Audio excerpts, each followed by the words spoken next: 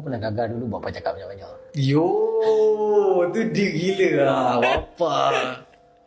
Aku pernah gagal yang cakap banyak. Dia payah lah untuk dia judge orang, payah dia. Dia tahu bahawa nilai manusia tu gagal tu macam mana. Dan benda tu hanya akan dapat dengan menua.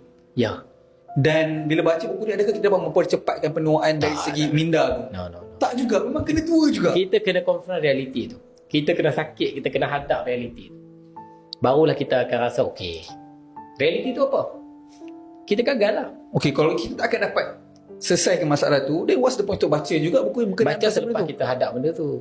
Selepas kita hadapi kegagalan realiti kita dah pun hadapi. Kita baca untuk ubah sudut pandang kita, untuk ingat balik kegagalan tu dalam rupa yang mungkin lebih murni, yang tidaklah terlalu membenci, yang tidaklah terlalu macam aku tak sukanya kenapa aku kena hadap benda ni. Tak. Kita baca balik, kita tengok balik, taklah, benda ni mengajar aku apa.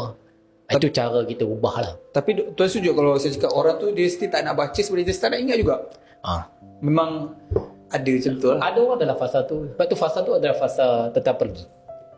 Fasa kita tengah cuba nak menolak semua realiti tu. Apa tak nak mau ingat. Tu fasa sukar lah. Ada orang ambil masa yang lama. Bertahun-tahun nak lalui fasa tu.